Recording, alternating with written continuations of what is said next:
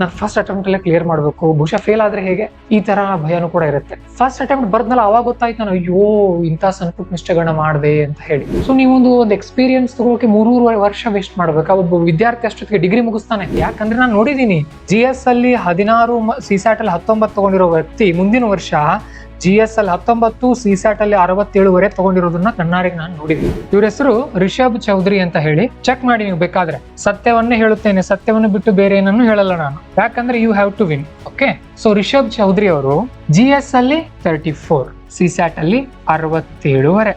ನಾನು ಆ ವರ್ಷ ಎಕ್ಸಾಮ್ ಕೊಟ್ಟಿದ್ದೆ. ನಂದು GS ಅಲ್ಲಿ ಆ ವರ್ಷ 79. 2024 ನೋಡಿ ಅವ್ರದ್ದು ಸ್ಕೋರ್ ಹೇಳ್ತೀನಿ ನಿಮ್ಗೆ.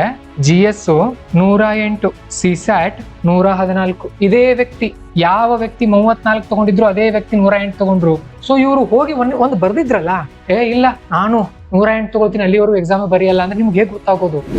ನೀವು 1000 ಮಾಕ್ ಟೆಸ್ಟ್ ಬರೀರಿ, UPSC ಫೈನಲ್ ಎಕ್ಸಾಮ್ ಕೊಡುವಂತ ನಾಲೆಜ್ ಅನ್ನು ನಿಮ್ಗೆ ಯಾವ ಎಕ್ಸಾಮ್ ಕೊಡೋದಿಲ್ಲ. ಸೊ ದಯವಿಟ್ಟು ನೀವು ಅಟೆಂಡ್ ಮಾಡ್ಬೇಕು. ಈಗ ನಿಮ್ಮ ಮೈಂಡ್ ಓದೋಕ್ ರೆಡಿನೇ ಇರೋದಿಲ್ಲ, ಸ್ಯಾಚುರೇಟ್ ಆಗಿಬಿಟ್ಟಿರುತ್ತೆ ಕಂಪ್ಲೀಟ್ ಆಗಿ. ಕೆಲವೊಂದು ಟಿಪ್ಸ್ ಹೇಳ್ತೀನಿ ನೋಡಿ ನಾನು ನಿಮಗೆ.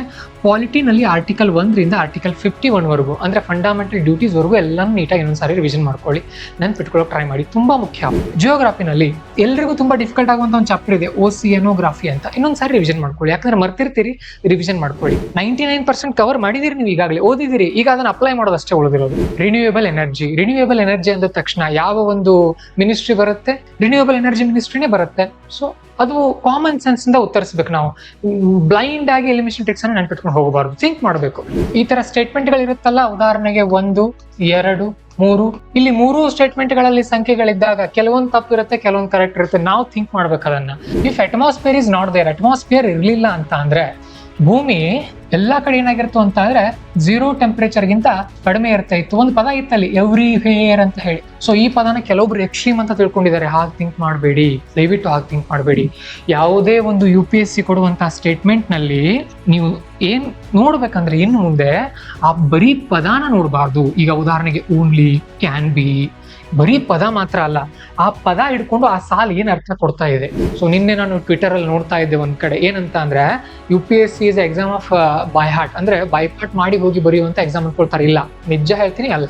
ಅದೇ ಕಾರಣಕ್ಕೆ ಹೆಮ್ಮೆಯಿಂದ ಹೇಳ್ತೀನಿ ನಾನು ನಿಮಗೆ, ನಾವು UPSC ಗೆ ಯಾಕೆ ಕೋಚಿಂಗ್ ಕೊಡ್ತಾ ಇದೀವಿ ಅಂತ ಅಂದ್ರೆ ಇಲ್ಲಿ ಪ್ರತಿ ವರ್ಷ ಒಂದು ಹೊಸ ಚಾಲೆಂಜ್ ಇರುತ್ತೆ. Hello students, welcome to Panchajanya IAS. ಇನ್ನೇನು ಕೆಲವೇ ದಿನಗಳಲ್ಲಿ ನೀವೆಲ್ಲರೂ UPSC ಪ್ರಿಲಿಮ್ಸ್ ಪರೀಕ್ಷೆನ ಬರ್ಲಿಕ್ಕೆ ಹೋಗ್ತಾ ಇದ್ದೀರಿ.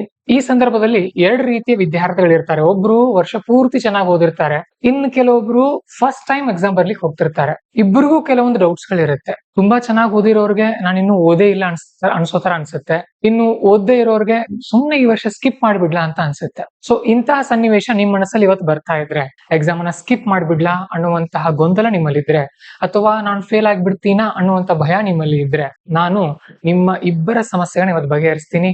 ಡಬಲ್ ಸ್ಪೀಡ್ ಇಟ್ಕೊಂಡಾದ್ರು ನೋಡಿ, ಬಟ್ ಈ ವಿಡಿಯೋನ ತಪ್ಪದೆ ಮಿಸ್ ಮಾಡದೆ ನೋಡಿ. ಯಾಕಂದ್ರೆ ನನ್ನ ಆಪ್ತ ಶಿಷ್ಯರು ನನಗೆ ಇವತ್ತು ಮೆಸೇಜ್ ಮಾಡಿದ್ರು. ಇಬ್ರು ವಿದ್ಯಾರ್ಥಿಗಳು ತುಂಬಾ ಇಂಟೆಲಿಜೆಂಟ್ ಕೂಡ ಇದ್ದಾರೆ, ಅವರಲ್ಲಿ UPSC ಮಾಡುವಂತ ಸಾಮರ್ಥ್ಯನೂ ಕೂಡ ಇದೆ. ನೋಡಿ ಏನಾಗತ್ತೆ ಗೊತ್ತಾ, ಈಗ ಟೈಪ್ 1 ವಿದ್ಯಾರ್ಥಿ ಇವ್ರು ಯಾವ ತರ ಇರ್ತಾರೆ, ಇವರಲ್ಲಿ ಏನಿರುತ್ತೆ ಅಂತ ನೋಡೋದಾದ್ರೆ, ಮೊದಲೇದು ಫೆಬ್ರವರಿ, ಮಾರ್ಚ್ ವರೆಗೂ ತುಂಬಾ ಚೆನ್ನಾಗಿ ಓದಿರ್ತಾರೆ. ಎಲ್ಲಿಂದ?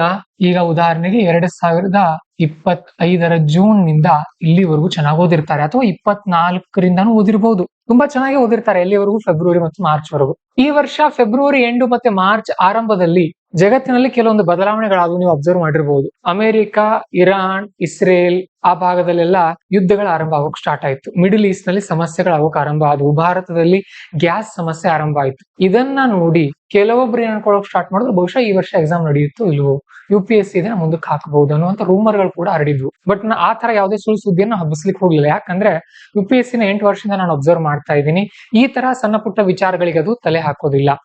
2021 ಆಮೇಲೆ 20 2 ವರ್ಷ UPSC ತನ್ನ ಎಕ್ಸಾಮ್ ಅನ್ನ ಅಕ್ಟೋಬರ್ ತಿಂಗಳಲ್ಲಿ ನಡೆಸಿದೆ. ಬಿಟ್ರೆ ಅದು ಸುಖ ಸುಮ್ಮನೆ ಎಕ್ಸಾಮ್ ಅನ್ನ ಸ್ಕಿಪ್ ಮಾಡಕ್ ಹೋಗಲ್ಲ. ಹಾಗಾಗಿ ಏನ್ ಮಾಡಿದ್ದಾರೆ ಕೆಲ ವಿದ್ಯಾರ್ಥಿಗಳು ಅಂದ್ರೆ, ಮಾರ್ಚ್ ಮತ್ತು ಏಪ್ರಿಲ್ ತಿಂಗಳಿಂದ ಚೆನ್ನಾಗಿ ಓದಿಲ್ಲ, ಬಟ್ ಅಲ್ಲಿವರೆಗೂ ಚೆನ್ನಾಗಿ ಓದ್ಕೊಂಡು ಬಂದಿದ್ದಾರೆ.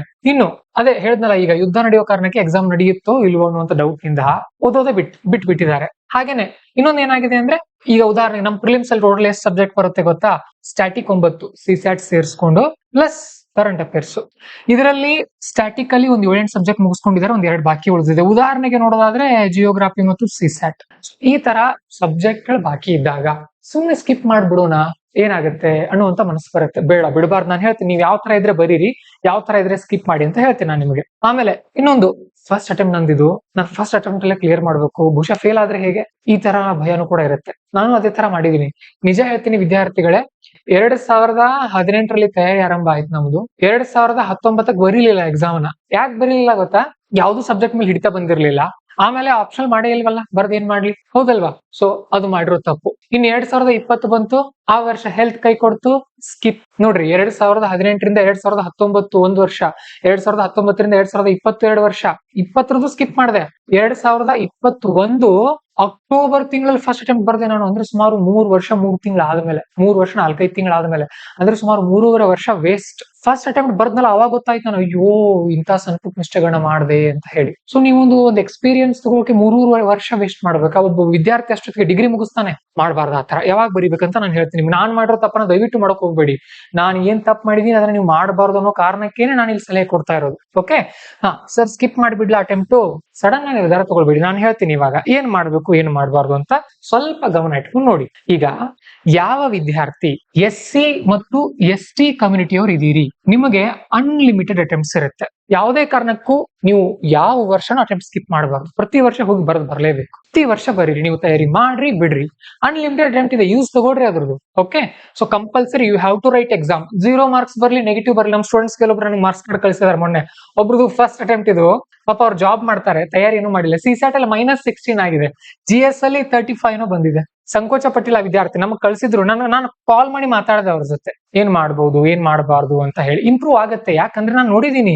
GS ಅಲ್ಲಿ 16, CSAT ಅಲ್ಲಿ 19 ತಗೊಂಡಿರೋ ವ್ಯಕ್ತಿ ಮುಂದಿನ ವರ್ಷ GS ಅಲ್ಲಿ 19, CSAT ಅಲ್ಲಿ 67 ತಗೊಂಡಿರೋದನ್ನ ಕಣ್ಣಾರಿಗೆ ನಾನು ನೋಡಿದೀನಿ. ಅದಷ್ಟೇ ಅಲ್ಲ, ನಾನು ಇನ್ನೂ ಒಂದು ಮಾರ್ಕ್ಸ್ ಕಾರ್ಡ್ ಹಾಕ್ತೀನಿ ಬೇಕಾದ್ರೆ, ನನ್ನ ಹತ್ರ ಇದೆ ಅದು. ಆಲ್ ಇಂಡಿಯಾ ರ್ಯಾಂಕ್ ಸಮಥಿಂಗ್ ಬಂದಿದ್ರು ಅವ್ರು. ನಾನೀಗ ನಿಮ್ ಜೊತೆ ಹೇಳ್ತೀನಿ. ಈಗ ಇವ್ರ ಹೆಸರು ರಿಷಬ್ ಚೌಧರಿ ಅಂತ ಹೇಳಿ. ಚೆಕ್ ಮಾಡಿ ನೀವು ಬೇಕಾದ್ರೆ. ಸತ್ಯವನ್ನೇ ಹೇಳುತ್ತೇನೆ, ಸತ್ಯವನ್ನು ಬಿಟ್ಟು ಬೇರೆ ಏನನ್ನು ಹೇಳಲ್ಲ ನಾನು, ಯಾಕಂದ್ರೆ you have to win. Okay, so Rishabh Chaudhary ಅವರು 2022ರಲ್ಲಿ ಇವ್ರದ್ದು ಫಸ್ಟ್ ಅಟೆಂಪ್ಟ್, ಬಹುಶಃ ಅವಾಗ ಫಸ್ಟ್ ಅಟೆಂಪ್ಟ್ ಇವ್ರದ್ದು. ನೋಡ್ರಿ ಹೇಳ್ತೀನಿ, GS ಅಲ್ಲಿ 34 ತಗೊಂಡಿದ್ದಾರೆ, CSAT ಅಲ್ಲಿ 67. ನಾನು ಆ ವರ್ಷ ಎಕ್ಸಾಮ್ ಕೊಟ್ಟಿದ್ದೆ. ನಂದು GS ಅಲ್ಲಿ ಆ ವರ್ಷ 79. ಸೊ ಇದರ ಅರ್ಥ ಇವ್ರಿಗಿಂತ ಇಂಟೆಲಿಜೆಂಟ್ ನಾನು. ಗ್ರಿಪ್ ಸಿಕ್ಕಿಲ್ಲ ಅವ್ರಿಗಷ್ಟೇ. ಸೆಕೆಂಡ್ ಅಟೆಂಪ್ಟ್ ನೋಡಿ ಅವ್ರದ್ದು ನೆಕ್ಸ್ಟ್ ಇಯರ್ 2024ರಲ್ಲಿ ಬರ್ದಿದ್ದಾರೆ. 2024 ನೋಡಿ ಅವ್ರದ್ದು ಸ್ಕೋರ್ ಹೇಳ್ತೀನಿ ನಿಮ್ಗೆ. GS 108, CSAT 114. ಇದೇ ವ್ಯಕ್ತಿ, ಯಾವ ವ್ಯಕ್ತಿ 34 ತಗೊಂಡಿದ್ರು ಅದೇ ವ್ಯಕ್ತಿ 108 ತಗೊಂಡ್ರು. ಸೊ ಇವರು ಹೋಗಿ ಒಂದು ಬರ್ದಿದ್ರಲ್ಲ, ಇಲ್ಲ ನಾನು 108 ತಗೊಳ್ತೀನಿ, ಅಲ್ಲಿವರೆಗೂ ಎಕ್ಸಾಮ್ ಬರೆಯಲ್ಲ ಅಂದ್ರೆ ನಿಮ್ಗೆ ಹೇಗೆ ಗೊತ್ತಾಗೋದು? ನೀವು 1000 ಮಾಕ್ ಟೆಸ್ಟ್ ಬರೀರಿ, UPSC ಫೈನಲ್ ಎಕ್ಸಾಮ್ ಕೊಡುವಂತ ನಾಲೆಜ್ ಅನ್ನು ನಿಮ್ಗೆ ಯಾವ ಎಕ್ಸಾಮ್ ಕೊಡೋದಿಲ್ಲ. ಸೊ ದಯವಿಟ್ಟು ನೀವು ಅಟೆಂಡ್ ಮಾಡ್ಬೇಕು, ಯಾರು SC ST ವಿದ್ಯಾರ್ಥಿಗಳಿದ್ರೆ. ಇನ್ನು OBC ವಿದ್ಯಾರ್ಥಿ ಇದ್ರೆ ಸ್ವಲ್ಪ ಗಮನ ಇಟ್ಕೊಂಡು ನೋಡಿ. ನೀವು UPSC ತಯಾರಿ ಆರಂಭ ಮಾಡಿ ಮಿನಿಮಮ್ 1 ವರ್ಷ ಆಗಿದ್ರೆ, ಅಂದ್ರೆ ಕಳೆದ ವರ್ಷ ಜೂನ್ ಜುಲೈ ತಿಂಗಳಲ್ಲಿ ನೀವು ತಯಾರಿ ಸ್ಟಾರ್ಟ್ ಮಾಡಿದ್ರೆ ಬರೀರಿ, ಫಸ್ಟ್ ಅಟೆಂಪ್ಟ್ ಕೊಡ್ರಿ, ಯಾವುದೇ ತಪ್ಪಿಲ್ಲ. ಪ್ರತಿ ವರ್ಷ ನೀವು ಎಕ್ಸಾಮ್ ಫಾರ್ಮ್ ಫಿಲ್ ಮಾಡ್ಲೇಬೇಕು. ಮತ್ತೆ ಯಾರು ಇಂಜಿನಿಯರಿಂಗ್ ಬ್ಯಾಕ್ ಗ್ರೌಂಡ್ ಸ್ಟೂಡೆಂಟ್ಸ್ ಇದೀರಿ, BSc ಅವ್ರು ಇದೀರಿ, ನಾನು ಹೇಳಿದೀನಿ IFOS ಟೆಕ್ನಿಕ್ ಅನ್ನ ಹೇಳಿದೀನಿ ನಿಮಗೆ. ಮುಂದಿನ ಸಾರಿನೂ ಹೇಳ್ತೀನಿ, ಅದನ್ನ ಗಮನ ಇಟ್ಕೊಂಡು ಫಾಲೋ ಮಾಡ್ತಾ ಹೋಗಿ ಪಾಂಜನ IS ಚಾನಲ್ ಅನ್ನ. ಸೊ ಯಾರು 1 ವರ್ಷ ಓದ್ಕೊಂಡಿದೀರಿ, ಈ OBC ನವರು ಬರೀಲೇಬೇಕು, ಸ್ಕಿಪ್ ಮಾಡೋ ಹಾಗಿಲ್ಲ. 9 ಅಟೆಂಪ್ಟ್ ಇರುತ್ತೆ ನಿಮಗೆ. ಇದು ಫಸ್ಟ್ ಟ್ರಯಲ್ ಅಟೆಂಪ್ಟ್. ನಿಮ್ಗೆ ಆಗ್ಲಿ ಹೋಗ್ಲಿ, 0 ಬರ್ಲಿ, ನೆಗೆಟಿವ್ ಬರ್ಲಿ, ಏನು ಪ್ರಾಬ್ಲಮ್ ಇಲ್ಲ. ಇನ್ನು ಜನರಲ್ ಕ್ಯಾಟಗರಿ ಸ್ಟೂಡೆಂಟ್ಸ್ ನೋಡಿ, ನಿಮ್ಗೆ ಇರೋದು 6 ಅಟೆಂಪ್ಟ್ ಗಳು ಮಾತ್ರ. ಈ 6 ಅಟೆಂಪ್ಟ್ ಗಳನ್ನ ನೀವೇನ್ ಮಾಡ್ಕೊಳ್ಬೇಕಾಗತ್ತೆ ಅಂತ ಅಂದ್ರೆ ಕಾಪಾಡ್ಕೊಳ್ಬೇಕಾಗತ್ತೆ. ಕ್ಯಾಟಗರಿ ವಿದ್ಯಾರ್ಥಿಗಳು ಯಾವಾಗ ಬರಿಬೇಕು ಈ ಎಕ್ಸಾಮ್ ಅನ್ನ? ಯಾವಾಗ ಬರಿಬೇಕು ಅಂತ ಅಂದ್ರೆ, ನಿಮ್ಮ ತಯಾರಿ ಮಿನಿಮಮ್ 1.5 ವರ್ಷದಿಂದ ಆಗಿದ್ರೆ, ಅಂದ್ರೆ ಹೋದ ವರ್ಷ ನೀವು ಜನವರಿ ಅಥವಾ ಫೆಬ್ರವರಿಯಲ್ಲಿ ಸ್ಟಾರ್ಟ್ ಮಾಡಿದ್ರಿ. ಇಲ್ಲ ಸರ್ ನಾನು ಜೂನ್ ಅಲ್ಲೇ ಸ್ಟಾರ್ಟ್ ಮಾಡಿದ್ದೆ, ಬಟ್ ಚೆನ್ನಾಗಿ ಓದ್ಕೊಂಡಿದ್ದೀನಿ, ನಾನು 1 ವರ್ಷ ತಯಾರಿ ಆಗಿದೆ ನಂದು, ನಾನು ಬರ್ದ್ ನೋಡ್ತೀನಿ, ಎಸ್ ಬರೀರಿ, ಏನು ತಪ್ಪಿಲ್ಲ. ಗೊತ್ತಾಯ್ತಾ? ನಾನು ಇದೇ ಕಾರಣಕ್ಕೆ ಯಾಕೆ ನೀವು ತಯಾರಿ ಸ್ಟಾರ್ಟ್ ಮಾಡಿದ ತಕ್ಷಣ ಮೊದಲೆಲ್ಲ ಪ್ರಿಲಿಮ್ಸ್ ನೀಟಾಗಿ ಮುಗಿಸ್ಕೊಡ್ರಿ ಅಂತೀನಂದ್ರೆ, ಆ ಎಕ್ಸಾಮ್ ಎನ್ವೈರ್ಮೆಂಟ್ ನಿಮಗೆ ಫೀಲ್ ಆಗ್ಬೇಕು. ನಾವ್ ಅದ್ ಮಾಡ್ಕೊಳ್ಳಿಲ್ಲ, ಹೀಗಾಗಿ ಲೇಟ್ ಆಯ್ತು ನಂದು. ನೋಡಿ, 2018ರಲ್ಲಿ ತಯಾರಿ ಸ್ಟಾರ್ಟ್ ಮಾಡಿದ್ದಂತಹ ನಾನು 2019ರಲ್ಲೇ ಬರ್ದ್ ಬಿಟ್ಟಿದ್ರೆ, ಫಸ್ಟ್ ಅಟೆಂಪ್ಟ್ ಅಲ್ಲಿ ತಪ್ಪಿದ್ರೆ ತಿಳ್ಕೊಳ್ತಾ ಇದ್ದೆ. ಆಮೇಲೆ 2020ರಲ್ಲಿ ಇಂಪ್ರೂವ್ ಮಾಡ್ಕೊಳ್ತಾ ಇದ್ದೆ. 21ಕ್ಕೆ ನಾನು ಪ್ರಿಲಿಮ್ಸ್ ಪಾಸ್ ಆಗಿ ಹೋಗ್ಬಿಡ್ತಾ ಇತ್ತು. ಬಟ್ ನಾನು 21ರವರೆಗೂ ಸುಮ್ಮನೆ ಇದ್ದೆ. ಸೊ ಎಕ್ಸಾಮ್ ಡಿಫಿಕಲ್ಟಿ ಲೆವೆಲ್ ಜಾಸ್ತಿನೇ ಆಗ್ತಾ ಹೋಯ್ತು, ಫೇಲ್ ಆಗ್ತಾ ಹೋದೆ. ಆತರ ಆಗ್ಬಾರ್ದು ನಿಮ್ದು. ಓಕೆ, ಸೊ ಇದು ನೆನಪಿರ್ಲಿ. ಇನ್ನು 2 ವರ್ಷ ಜನರಲ್ ಕ್ಯಾಟಗರಿ ವಿದ್ಯಾರ್ಥಿಗಳು 2 ವರ್ಷದಿಂದ ಓದ್ತಾ ಇದ್ದೀರಿ, ಇನ್ನೂ 1 ಅಟೆಂಪ್ಟ್ ಕೊಟ್ಟಿಲ್ಲ ಸರ್ ಅಂದ್ರೆ, compulsory you have to give. ಇನ್ನು ಕೆಲವೊಬ್ರು ಇರ್ತಾರೆ, ಅವರು ಅಟೆಂಪ್ಟ್ ಗಳನ್ನ ಈಗಾಗಲೇ ಬಹಳಷ್ಟು ಖಾಲಿ ಮಾಡ್ಕೊಂಡಿರ್ತಾರೆ. ಈಗ ಉದಾಹರಣೆಗೆ 3-4 ಅಟೆಂಪ್ಟ್ ಬರ್ದಿರ್ತಾರೆ, ಒಂದು ಸಾರಿ ಪಾಸ್ ಆಗಿರೋದಿಲ್ಲ. ಈ ವರ್ಷ ತಯಾರಿ ಚೆನ್ನಾಗಿ ಕೂಡ ಆಗಿರೋದಿಲ್ಲ. ನೀವು ಬೇಕಾದ್ರೆ ಇದೊಂದು ವರ್ಷ ಸ್ಕಿಪ್ ಮಾಡಬಹುದು, ಏನ್ ತಪ್ಪಿಲ್ಲ. That is your choice. ನಿಮ್ಮ ಆಯ್ಕೆ ಮೇಲೆ ಡಿಪೆಂಡ್ ಆಗುತ್ತೆ. ಅರ್ಥ ಆಯ್ತಾ? ಸೊ ಇದಿಷ್ಟು ಯಾವ ವಿದ್ಯಾರ್ಥಿಗಳಿಗೆ, ಸ್ಕಿಪ್ ಮಾಡ್ಬೇಕಾ ಮಾಡಬಾರ್ದು ಅನ್ನುವಂತಹ ವಿದ್ಯಾರ್ಥಿಗಳಿಗೆ. ಇನ್ನು ಸೀರಿಯಸ್ ಆಗಿ ಓದ್ತಾ ಬಂದಿರುವಂತಹ ವಿದ್ಯಾರ್ಥಿ ಈ ಟೈಮಲ್ಲಿ ಕೆಲವೊಂದು ಗೊಂದಲಗಳನ್ನ ಎದುರಿಸ್ತಾರೆ. ಏನ್ ಆ ಗೊಂದಲಗಳು ಅಂತ ಅಂದ್ರೆ, ಈಗ ನಿಮ್ಮ ಮೈಂಡ್ ಓದೋಕ್ ರೆಡಿನೇ ಇರೋದಿಲ್ಲ, ಸ್ಯಾಚುರೇಟ್ ಆಗಿಬಿಟ್ಟಿರುತ್ತೆ ಕಂಪ್ಲೀಟ್ ಆಗಿ. ಸಾಕಪ್ಪ ಓದಿದ್ದು, ಇನ್ನು ನನಗೆ ಒಳಗಿದ್ ಹೋಗಲ್ಲ. ಈಗ ಯಾವ ತರ ಅಂದ್ರೆ, ಈಗ ನೀವು ಏನೋ ಒಂದು ಸ್ವೀಟ್ ತಿಂತಾ ಇದ್ದೀರಿ ಅನ್ಕೊಳ್ಳೋಣ. ಆ ಸ್ವೀಟ್ ಅನ್ನ ತಿಂತೀರಿ ಎಷ್ಟಂತ ತಿಂತೀರ್ರಿ, ಒಂದ್ಸಾರಿ ಬೇಜಾರಾಗತ್ತಲ್ವಾ? ಇಲ್ಲೂ ಕೂಡ ಏನಾಗಿದೆ ಅಂತ ಅಂದ್ರೆ, ನೀವು ಜನವರಿಯಿಂದ ಈ ಮೇವರೆಗೂ ಸಿಕ್ಕಾಪಟ್ಟೆ ಹಾರ್ಡ್ ವರ್ಕ್ ಮಾಡಿದಿರಿ. ತಯಾರಿ ಹೋದ ವರ್ಷ ಜೂನ್ ನಿಂದ ಆದ್ರೂ ಈಗ ಜನವರಿಯಿಂದ ಮೇವರೆಗೂ ಸ್ಯಾಚುರೇಷನ್ ಅಂದ್ರೆ ಮುಗೀತು, ಒಂದು ಹಂತವನ್ನ ರೀಚ್ ಆಗ್ಬಿಟ್ಟಿದ್ದೀರಿ. ಉದಾಹರಣೆಗೆ ಒಂದು ಗ್ಲಾಸ್ ಇದೆ ಅನ್ಕೊಡ್ರಿ. ಸೊ ಈ ಗ್ಲಾಸ್ ಒಳಗಡೆ ಸ್ವಲ್ಪ ನೀರಿದೆ ಅನ್ಕೊಡ್ರಿ. ಈ ನೀರೊಳಗಡೆ ಸಕ್ಕರೆ ಹಾಕಿ ಅಲಗಾಡ್ಸಿ ಕರಗುತ್ತೆ, ಸಕ್ಕರೆ ಹಾಕಿ ಅಲಗಾಡ್ಸಿ ಕರಗುತ್ತೆ, ಮತ್ತೆ ಹಾಕ್ತಾ ಹೋಗಿ ಒಂದ್ ಹಂತ ಬರುತ್ತೆ, ಒಂದ್ ಹಂತ, ಕೊನೆ ಹಂತ, ಆ ಸಕ್ಕರೆ ಕರಗಲ್ಲ. ಅದನ್ನ ಏನಂತ ಕರೀತಾರೆ? ಸ್ಯಾಚುರೇಷನ್. ಕೆಲವೊಬ್ರು ನೀವು ಕೂಡ ಆ ಲೆವೆಲ್ ರೀಚ್ ಆಗಿದ್ದೀರಿ. ಚಿಂತೆ ಮಾಡಕ್ ಹೋಗ್ಬೇಡಿ, ರಿಲ್ಯಾಕ್ಸ್ ಆಗಿ. ಯಾಕಂದ್ರೆ UPSC ಎಕ್ಸಾಮ್ 2-3 ದಿನದಲ್ಲಿ ಹೋಗಿ ಬರೆದು ಪಾಸ್ ಆಗುವಂತ ಎಕ್ಸಾಮ್ ಅಲ್ಲ.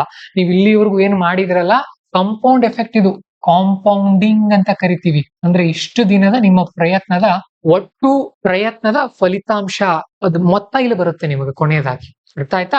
ಸೊ ಕೂಲ್ ಆಗಿರಿ. ಓದಕ್ ಆಗ್ತಾ ಇಲ್ವಾ? ಆಗಲ್ಲ, ನಿಮಗೂ ಆಗಲ್ಲ, ನನಗೂ ಆಗಲ್ಲ, ಟಾಪರ್ ಗಳಿಗೂ ಆಗಲ್ಲ. ರಿಲ್ಯಾಕ್ಸ್ ಇರ್ಬೇಕು ಈ ಟೈಮಲ್ಲಿ. ಯಾಕಂದ್ರೆ ಎಕ್ಸಾಮ್ ಟೈಮಲ್ಲಿ ನೀವು ಆಕ್ಟಿವ್ ಆಗಿರ್ಬೇಕು, ಅಟೆಂಟಿವ್ ಆಗಿರ್ಬೇಕು. ಹಾಗಾಗಿ ಚೆನ್ನಾಗಿ ನಿದ್ದೆ ಮಾಡಿ, ಚೆನ್ನಾಗಿ ನೀರ್ ಕುಡೀರಿ, ಜಂಕ್ ಫುಡ್ ತಿನ್ಬೇಡಿ, ಕೂಲ್ ಆಗಿ, ರಿಲ್ಯಾಕ್ಸ್ ಆಗಿ, ಆರಾಮಾಗಿ ಇದ್ಕೊಳ್ಳಿ. ನಿಮ್ಗೆ ಏನ್ ಮಾಡಿದ್ರೆ ಖುಷಿ ಆಗುತ್ತೆ, ಒಂದು 10-15 ನಿಮಿಷ ಅದನ್ನ ಮಾಡ್ತಾ ಹೋಗಿ. ಮೆಡಿಟೇಷನ್ ಮಾಡಿ, ವಾಕ್ ಮಾಡಿ. ಅರ್ಥ ಆಯ್ತಾ? ಸರಿ, ಈ ಟೈಮಲ್ಲಿ ನಾನು PYQ ನೋಡ್ಲಾ, ನನ್ನ ಸಬ್ಜೆಕ್ಟ್ಸ್ ಓದ್ಕೊಳ್ಳ. ಟೈಮ್ ಸಮೀಪ ಬಂದಿದೆಯಲ್ಲ, ಕೆಲವೊಂದು ಟಿಪ್ಸ್ ಹೇಳ್ತೀನಿ ನೋಡಿ ನಾನು ನಿಮಗೆ. ಪಾಲಿಟಿನಲ್ಲಿ ಆರ್ಟಿಕಲ್ 1 ರಿಂದ ಆರ್ಟಿಕಲ್ 51 ವರೆಗೂ, ಅಂದ್ರೆ ಫಂಡಮೆಂಟಲ್ ಡ್ಯೂಟೀಸ್ ವರೆಗೂ ಎಲ್ಲಾನು ನೀಟಾಗಿ ಇನ್ನೊಂದ್ಸಾರಿ ರಿವಿಷನ್ ಮಾಡ್ಕೊಳ್ಳಿ, ನೆನ್ಪಿಟ್ಕೊಳ್ಳೋಕೆ ಟ್ರೈ ಮಾಡಿ, ತುಂಬಾ ಮುಖ್ಯ. ಆಮೇಲೆ ಅಲ್ಲಿ ಶೆಡ್ಯೂಲ್ಸ್ ಬರುತ್ತೆ ನೋಡಿ, 11 ಶೆಡ್ಯೂಲ್, 11-12 ಶೆಡ್ಯೂಲ್ಸ್ ಇದೆಯಲ್ಲ, ಅಷ್ಟು ಇಂಪಾರ್ಟೆಂಟ್. ಅದರಲ್ಲಿ 5th schedule, 6th schedule important. ಈ ವರ್ಷ ಗವರ್ನರ್ಸ್ ಇಂಪಾರ್ಟೆಂಟ್, ರಾಜ್ಯಸಭಾ ಚೇರ್ಮನ್ ಹೇಗೆ ರಿಮೂವ್ ಮಾಡ್ತಾರೆ ಅದು ಇಂಪಾರ್ಟೆಂಟ್. ಇದಿಷ್ಟು ಚೆನ್ನಾಗಿ ನೋಡ್ಕೊಡ್ರಿ ಈಗ. ಆಮೇಲೆ ಗ್ರಾಮ ನ್ಯಾಯಾಲಯಗಳಿರ್ಬಹುದು, ಲೋಕ ಅದಾಲತ್ಗಳಿರ್ಬಹುದು, ಇದನ್ನೆಲ್ಲ ಸ್ವಲ್ಪ ನೋಡ್ಕೊಳ್ಳಿ, ಜುಡಿಷಿಯರಿ ಬಗ್ಗೆ ಸಾಕು ಈ ಟೈಮಲ್ಲಿ. ಇನ್ನು ಜಿಯೋಗ್ರಫಿ ಬನ್ನಿ. ಜಿಯೋಗ್ರಫಿನಲ್ಲಿ ಎಲ್ರಿಗೂ ತುಂಬಾ ಡಿಫಿಕಲ್ಟ್ ಆಗುವಂತ ಒಂದು ಚಾಪ್ಟರ್ ಇದೆ, ಓಸಿಯನೋಗ್ರಫಿ ಅಂತ. ಇನ್ನೊಂದ್ಸಾರಿ ರಿವಿಷನ್ ಮಾಡ್ಕೊಳ್ಳಿ, ಯಾಕಂದ್ರೆ ಮರ್ತಿರ್ತೀರಿ, ರಿವಿಷನ್ ಮಾಡ್ಕೊಳ್ಳಿ, ಸರಿನಾ? ಅಲ್ಲಿಂದ ಪ್ರಶ್ನೆಗಳು ತುಂಬಾ ಬರುತ್ತೆ. ಎನ್ವೈರ್ಮೆಂಟ್ ಅಲ್ಲಿ 2 ಮಾಡ್ಕೊಳ್ರಿ. ಆಕ್ಟ್ಸ್ ಇವೆ, ಒಂದು 5-6 ಆಕ್ಟ್ಗಳಿವೆ. Water pollution act, environment pollution act, wildlife protection act, ಆಮೇಲೆ ಫಾರೆಸ್ಟ್ ರೈಟ್ಸ್ ಆಕ್ಟ್. ತುಂಬಾ ಚೆನ್ನಾಗಿ ನೀಟಾಗಿ ಇನ್ನೊಂದ್ಸಾರಿ ಓದ್ಕೊಳ್ಳಿ ಅದನ್ನೆಲ್ಲ. ಅದಾದ್ಮೇಲೆ ಅದೇ ಎನ್ವೈರ್ಮೆಂಟ್ ಅಲ್ಲಿ ಆರ್ಗನೈಸೇಷನ್ಸ್ ಬರುತ್ತೆ. UNFCCC ಏನ್ ಮಾಡುತ್ತೆ, ಇದು ವಿಶ್ವಸಂಸ್ಥೆ UNEP ಕೆಲಸ ಏನು, ಆಮೇಲೆ UNDP ಏನ್ ಮಾಡುತ್ತೆ, ಕ್ಯೋಟೋ ಪ್ರೋಟೋಕಾಲ್ ಅಂತ ಅಂದ್ರೆ ಏನು, ಈ ತರ ಬೇರೆ ಬೇರೆ ಪ್ರೋಟೋಕಾಲ್ಗಳು, ಬೇರೆ ಬೇರೆ ಕನ್ವೆನ್ಷನ್ಗಳು, ಬೇರೆ ಬೇರೆ COPಗಳು, ಪ್ಯಾರಿಸ್ ಅಗ್ರಿಮೆಂಟ್ ಅಲ್ಲಿ ಏನಾಗಿತ್ತು, 1994 ರಿಯೋ ಡಿ ಜನೈರೋದಲ್ಲಿ ಏನಾಗಿತ್ತು, ಇದೆಲ್ಲ ಚೆನ್ನಾಗಿ ನೋಡ್ಕೊಡ್ರಿ ಸಾಕು. ಬೇರೆ ಏನ್ ಬೇಡ. ಈಗ ಫುಲ್ ರಿಲ್ಯಾಕ್ಸ್ ಆಗಿರಿ, ಸರಿನಾ? ಆಮೇಲೆ ಸೈನ್ಸ್ ಅಂಡ್ ಟೆಕ್ನಾಲಜಿ ಸ್ವಲ್ಪ ಕರೆಂಟ್ ಅಫೇರ್ಸ್ ತೆಗೀರಿ ನೋಡಿ. Science and technology vision magazine page ತಿರುಸಿ ಹೊಸ ಟೆಕ್ನಾಲಜಿ ಏನ್ ಬಂದಿರುತ್ತಲ್ಲ, ಅದ್ರ ಮೇಲೆ ನೇರವಾದ ಪ್ರಶ್ನೆಗಳು ಬರೋದು. ಇಷ್ಟ ಈಗ ಸದ್ಯಕ್ಕೆ ಮುಗೀತು. ಇನ್ನು 2 ದಿನದಲ್ಲಿ ಎಕ್ಸಾಮ್ ಇದೆ. 99% ಕವರ್ ಮಾಡಿದಿರಿ ನೀವು, ಈಗಾಗಲೇ ಓದಿದಿರಿ. ಈಗ ಅದನ್ನ ಅಪ್ಲೈ ಮಾಡೋದಷ್ಟೇ ಉಳಿದಿರೋದು. ಅರ್ಥ ಆಯ್ತಾ? ಆಮೇಲೆ ಈ ಟೈಮಲ್ಲಿ ನಿಮಗೆ ಎಲಿಮಿನೇಷನ್ ಟ್ರಿಕ್ಸ್ ಮೇಲೆ ಡೌಟ್ ಬರುತ್ತೆ. ವಿದ್ಯಾರ್ಥಿಗಳೇ, ದಯವಿಟ್ಟು ಗಮನ ಇಟ್ಕೊಂಡು ಕೇಳಿ. ಹೋದ ವರ್ಷ 2025 ಕ್ವಶನ್ ಪೇಪರ್ ಅಲ್ಲಿ UPSC ಏನ್ ಮಾಡಿದೆ ಗೊತ್ತಾ? ನಾವು ಏನ್ ಹೇಳ್ತೀವಿ ಅಂತ ಅಂದ್ರೆ, ಸಾಮಾನ್ಯವಾಗಿ ಸ್ವಲ್ಪ ಸೂಕ್ಷ್ಮವಾಗಿ ಕೇಳಿದೆನಾ, UPSC ಮಿನಿಸ್ಟ್ರಿನ ಕೊಟ್ರೆ ರಾಂಗ್ ಇರುತ್ತೆ. ಹಾಗೇನೆ UPSC ಏನ್ ಮಾಡಿದ್ರೆ ಸ್ಟ್ಯಾಟಿಸ್ಟಿಕ್ಸ್ ಅನ್ನ ಕೊಟ್ರೆ, ಅಂದ್ರೆ ಸಂಖ್ಯೆಗಳನ್ನ ಕೊಟ್ರೆ ರಾಂಗ್ ಇರುತ್ತೆ. ಆಮೇಲೆ ಇನ್ನೊಂದು ಎಕ್ಸ್ಟ್ರೀಮ್ ವರ್ಡ್ಸ್ ಇದ್ರೆ ಅದು ಕೂಡ ರಾಂಗ್ ಇರುತ್ತೆ ಅಂತ ಎಲಿಮಿನೇಷನ್ ಟ್ರಿಕ್ಸ್ ಹೇಳುವಾಗ ನಾವು ಹೇಳ್ತಾ ಇದ್ವಿ. ಬಟ್ UPSC ಏನ್ ಮಾಡಿದೆ ಗೊತ್ತಾ? ಕಳೆದ ವರ್ಷ ಮಿನಿಸ್ಟ್ರಿಯನ್ನ ಕೆಲವೊಂದನ್ನ ಕರೆಕ್ಟ್ ಕೊಟ್ಟಿದೆ. ಎಕ್ಸಾಂಪಲ್ ಈ ರಿನ್ಯೂಯಬಲ್ ಎನರ್ಜಿ ಅಂದ ತಕ್ಷಣ ಯಾವ ಒಂದು ಮಿನಿಸ್ಟ್ರಿ ಬರುತ್ತೆ? ರಿನ್ಯೂಯಬಲ್ ಎನರ್ಜಿ ಮಿನಿಸ್ಟ್ರಿನೇ ಬರುತ್ತೆ. ಸೊ ಅದು ಕಾಮನ್ ಸೆನ್ಸ್ ಇಂದ ಉತ್ತರಿಸಬೇಕು ನಾವು. ಬ್ಲೈಂಡ್ ಆಗಿ ಎಲಿಮಿನೇಷನ್ ಟ್ರಿಕ್ಸ್ ಅನ್ನ ನೆನ್ಪಿಟ್ಕೊಂಡು ಹೋಗಬಾರ್ದು, ಥಿಂಕ್ ಮಾಡಬೇಕು. ಬಹುಶಃ ಅದು ಸೌರಘರ ಏನೋ ಇತ್ತು ನೋಡಿ, ಅದು ರೂಫ್ ಟಾಪ್ ಅಂದ್ರೆ ಈ ಮೇಲ್ಛಾವಣಿಗಳಿಗೆ ಏನ್ ಮಾಡೋರಿದ್ರು ಅಂತ ಅಂದ್ರೆ, ಇದನ್ನ ಹಾಕೋರಿದ್ರು, ಏನಪ್ಪಾ, ಸನ್ ರೂಫ್ ಅನ್ನ ಹಾಕೋರಿದ್ರು, ಅದರಿಂದ ಬೆಳಕನ್ನ ತಗೊಳ್ಳೋರಿದ್ರು. ಸೊ ಅದು ಮಿನಿಸ್ಟ್ರಿ ಆಫ್ ರಿನ್ಯೂಯಬಲ್ ಎನರ್ಜಿ ಅಲ್ಲೇ ಬರುತ್ತೆ. ಇನ್ನು ಅದೇ ಪ್ರಶ್ನೆಯಲ್ಲಿ ಅವ್ರು ಏನ್ ಮಾಡಿದ್ರು ಅಂದ್ರೆ, ಸಂಖ್ಯೆಗಳನ್ನ ವರ್ಡ್ಸ್ ಅಲ್ಲಿ ಕೊಟ್ಟಿದ್ರು. ಏನಪ್ಪಾ ಸಂಖ್ಯೆಗಳನ್ನ ವರ್ಡ್ಸ್ ಅಲ್ಲಿ ಅಂದ್ರೆ, ಇದು ಅಂಕಿ, ಇದು ಅಕ್ಷರದಲ್ಲಿ ಸಂಖ್ಯೆ. ಅರ್ಥ ಆಯ್ತಾ? ಸೊ UPSC ಈ ತರ ಕೊಟ್ಟಾಗ 99% ಕರೆಕ್ಟ್ ಇರುತ್ತೆ. ಅರ್ಥ ಆಯ್ತಾ? ಆಮೇಲೆ ಈ ತರ ಸ್ಟೇಟ್ಮೆಂಟ್ ಗಳು ಇರುತ್ತಲ್ಲ, ಉದಾಹರಣೆಗೆ 1, 2, ಮೂರು. ಇಲ್ಲಿ ಮೂರು ಸ್ಟೇಟ್ಮೆಂಟ್ ಗಳಲ್ಲಿ ಸಂಖ್ಯೆಗಳಿದ್ದಾಗ ಕೆಲವೊಂದು ತಪ್ಪಿರುತ್ತೆ, ಕೆಲವೊಂದು ಕರೆಕ್ಟ್ ಇರುತ್ತೆ. ನಾವು ಥಿಂಕ್ ಮಾಡ್ಬೇಕು ಅದನ್ನ. ಈಗ ಉದಾಹರಣೆಗೆ ನಾವು ಎಲಿಮಿನೇಷನ್ ಟ್ರಿಕ್ಸ್ ಕಲಿಸುವಾಗ ಕೆಲವೊಂದ್ಸಾರಿ ಹೇಳಿದ್ದೆ ಏನಂತ ಅಂದ್ರೆ, ಅಂಡಮಾನ್ ನಿಕೋಬಾರ್ ನಲ್ಲಿ ಬಾರೆನ್ ಐಲ್ಯಾಂಡ್ ಅಂತ ಒಂದಿದೆ. ಇದು ಎಕ್ಸಾಕ್ಟ್ಲಿ ಎಷ್ಟೋ 143 ಕಿಲೋಮೀಟರ್ ಇದೆ ಅಂತ ಹೇಳಿದ್ರು. ಇದನ್ನ ಯಾರು ನೆನ್ಪಿಟ್ಕೊಳ್ತಾರೆ? ಡಿಸಿಗೆ ಇದು ಬೇಕಾ, ಇದು ಬೇಡ. ಸೊ ಈ ತರ ಕಾಮನ್ ಸೆನ್ಸ್ ಇಂದ ಎಲಿಮಿನೇಷನ್ ಟ್ರಿಕ್ಸ್ ಅನ್ನ ಅಪ್ಲೈ ಮಾಡ್ಬೇಕು. ಆಮೇಲೆ ಈಗ ನಾನು ಮಿನಿಸ್ಟ್ರಿಗಳ ಬಗ್ಗೆ ಹೇಳಿದ್ರೆ ಸೂಕ್ಷ್ಮವಾಗಿ ಥಿಂಕ್ ಮಾಡಿ, ಕರೆಕ್ಟ್ ಇದ್ರೆ ಒಂದ್ಸಾರಿ ಕರೆಕ್ಟ್ ಇರುತ್ತೆ. ಸ್ಟಾಟಿಸ್ಟಿಕ್ಸ್ ಈಗ ಹೇಳಿದಿನಲ್ಲ, ಇವನ್ನೆಲ್ಲ ನಾವು ಎಲಿಮಿನೇಷನ್ ಟ್ರಿಕ್ಸ್ ಕೋರ್ಸ್ ಗಳಲ್ಲಿ ಕ್ಲಾಸ್ ಗಳೆಲ್ಲ ಹೇಳಿದೀವಿ. ಡೆಲ್ಲಿ UPSC ಸೀಕ್ರೆಟ್ಸ್ ತುಂಬಾ ಇಂಪಾರ್ಟೆಂಟ್ ಕೋರ್ಸ್, ಅದನ್ನ ಜಾಯ್ನ್ ಆಗಿ ಅಂತ ಕೂಡ ನಾನು ಹೇಳ್ತಿರ್ತೀನಿ ನಿಮಗೆ. ನಮ್ಮಲ್ಲೇ ಜಾಯ್ನ್ ಆಗಿದ್ರೆ ನಾವು ಅನಾಲಿಸಿಸ್ ಮಾಡಿದೀವಿ. ಇದು ಒಂದು ನೋಡ್ರಿ, ಹೋದ ವರ್ಷ ನನ್ನನ್ನೇ ಇದೇನ್ ಮಾಡಿತ್ತು ಅಂತ ಅಂದ್ರೆ ಟ್ರ್ಯಾಪ್ ಮಾಡಿಬಿಟ್ಟಿತ್ತು. ಏನಿತ್ತು ಗೊತ್ತಾ? ಕರೆಕ್ಟ್ ಆಗಿದೆ ನನ್ನ ಉತ್ತರ, ಅದೇನ್ ತಪ್ಪಿಲ್ಲ. ಏನಂತ ಅಂದ್ರೆ, if atmosphere is not there, atmosphere ಇರ್ಲಿಲ್ಲ ಅಂತ ಅಂದ್ರೆ ಭೂಮಿ ಎಲ್ಲಾ ಕಡೆ ಏನಾಗಿರ್ತು ಅಂತ ಅಂದ್ರೆ 0 ಟೆಂಪರೇಚರ್ ಗಿಂತ ಕಡಿಮೆ ಇರ್ತಾ ಇತ್ತು. ಒಂದು ಪದ ಇತ್ತಲ್ಲಿ ಎವ್ರಿ ವೇರ್ ಅಂತ ಹೇಳಿ. ಸೊ ಈ ಪದನ ಕೆಲವೊಬ್ರು ಎಕ್ಸ್ಟ್ರೀಮ್ ಅಂತ ತಿಳ್ಕೊಂಡಿದ್ದಾರೆ. ಹಾಗೆ ಥಿಂಕ್ ಮಾಡಬೇಡಿ, ದಯವಿಟ್ಟು ಹಾಗೆ ಥಿಂಕ್ ಮಾಡಬೇಡಿ. ಯಾವುದೇ ಒಂದು UPSC ಕೊಡುವಂತಹ ಸ್ಟೇಟ್ಮೆಂಟ್ ನಲ್ಲಿ ನೀವು ಏನ್ ನೋಡ್ಬೇಕಂದ್ರೆ ಇನ್ನು ಮುಂದೆ ಆ ಬರೀ ಪದಾನ ನೋಡಬಾರ್ದು. ಈಗ ಉದಾಹರಣೆಗೆ ಓನ್ಲಿ, ಕ್ಯಾನ್ ಬಿ, ಬರೀ ಪದ ಮಾತ್ರ ಅಲ್ಲ, ಆ ಪದ ಹಿಡ್ಕೊಂಡು ಆ ಸಾಲು ಏನ್ ಅರ್ಥ ಕೊಡ್ತಾ ಇದೆ. ಅದು ಸಾಲು ಪಾಸಿಟಿವ್ ಟೋನ್ ಅಲ್ಲಿ ಇದ್ರೆ, ಜನರಲ್ ಇದ್ರೆ, ಸಿಂಪಲ್ ಇದ್ರೆ ಕರೆಕ್ಟ್ ಇರುತ್ತೆ ಸ್ಟೇಟ್ಮೆಂಟ್. ಏನಾದ್ರೂ ಅಲ್ಲಿ ಅತಿಯಾಗಿ ಗೊಂದಲ, ಗೋಜಲುಗಳು, ಅದಲು ಬದಲಾಗಿ ಕೊಟ್ಟಿರೋ ಸಾಧ್ಯತೆಗಳು, ಎಕ್ಸ್ಟ್ರೀಮ್ ಅರ್ಥ, ಎಕ್ಸ್ಟ್ರೀಮ್ ವರ್ಡ್ ಅಲ್ಲ, ಆ ಸಾಲಿಂದ ಎಕ್ಸ್ಟ್ರೀಮ್ ಅರ್ಥ ಬರ್ತಾ ಇದ್ರೆ ಅದು ರಾಂಗ್ ಇರುತ್ತೆ. ಅರ್ಥ ಆಯ್ತಾ? ಸೊ ನಿನ್ನೆ ನಾನು ಟ್ವಿಟರ್ ಅಲ್ಲಿ ನೋಡ್ತಾ ಇದ್ದೆ ಒಂದ್ ಕಡೆ, ಏನಂತ ಅಂದ್ರೆ UPSC is exam of by heart, ಅಂದ್ರೆ ಬೈಪಾಟ್ ಮಾಡಿ ಹೋಗಿ ಬರೆಯುವಂತ ಎಕ್ಸಾಮ್ ಅನ್ಕೊಳ್ತಾರೆ. ಇಲ್ಲ, ನಿಜ ಹೇಳ್ತೀನಿ, ಅಲ್ಲ. ಅದೇ ಕಾರಣಕ್ಕೆ ಹೆಮ್ಮೆಯಿಂದ ಹೇಳ್ತೀನಿ ನಾನು ನಿಮಗೆ, ನಾವು UPSC ಗೆ ಯಾಕೆ ಕೋಚಿಂಗ್ ಕೊಡ್ತಾ ಇದ್ದೀವಿ ಅಂತ ಅಂದ್ರೆ, ಇಲ್ಲಿ ಪ್ರತಿ ವರ್ಷ ಒಂದು ಹೊಸ ಚಾಲೆಂಜ್ ಇರುತ್ತೆ. ಓಕೆ, ಬಟ್ ನೀವು ಪಾಸ್ ಆಗ್ಬೇಕು, ನೀವು ಆಫೀಸರ್ಸ್ ಆಗ್ಬೇಕು.